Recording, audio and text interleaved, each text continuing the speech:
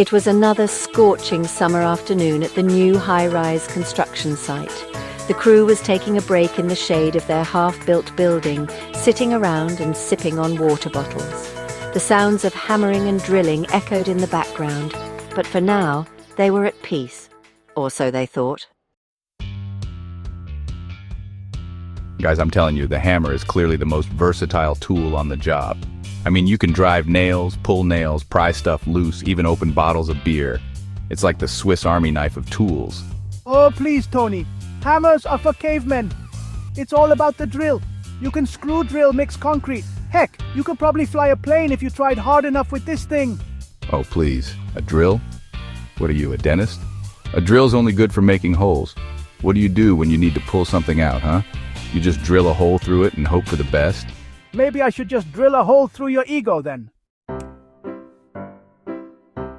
The two went back and forth like this for several minutes, each trying to outdo the other with their preferred tools.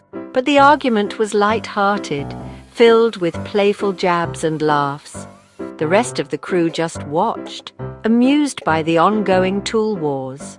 All right, let's take this to the test. We'll do a little competition to see which tool reigns supreme.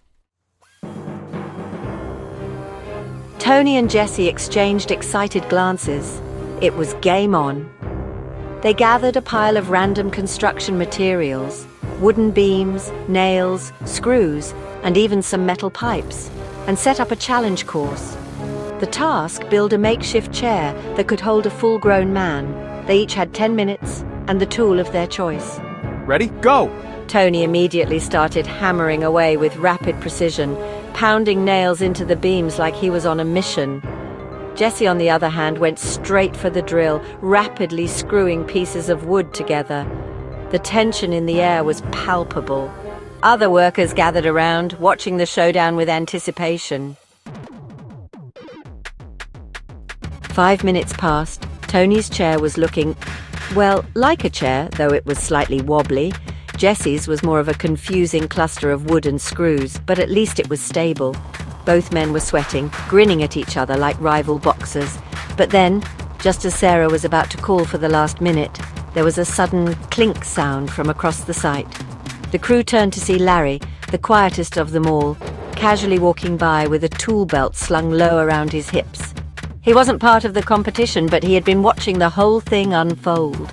In his hand, however, he was holding something peculiar, a bright yellow duct tape roll. Hey, Larry, what are you doing with that?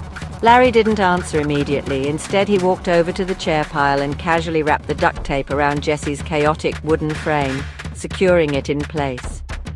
Then, without missing a beat, he wrapped Tony's chair with the same duct tape, reinforcing the wobbly spots. Wait, what's this now? Well, fellas, while you've been arguing about which tool is better, I've been using the one tool that truly solves everything. Sarah, what do you mean? The duct tape, of course. It's the ultimate tool. It fixes everything. If there's a problem, you just wrap it up and boom, problem solved. Everyone stared at the two chairs, now more duct tape than wood, but somehow, both were standing firm. No wobble, no screws or nails needed. Larry had created the most stable, functional chair on the site using nothing but a roll of tape. Well, I'll be damned.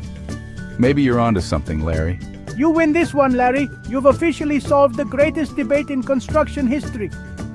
Sarah, well, folks, the true lesson here is that when it comes to tools, duct tape is the real MVP. Everyone broke into laughter, realizing the absurdity of the whole thing. What started as a serious debate about tools had ended in the most ridiculous yet brilliant solution. And from that day on, when any of them found themselves in a tricky situation on the job, they didn't reach for the hammer or drill. They reached for the duct tape, the end.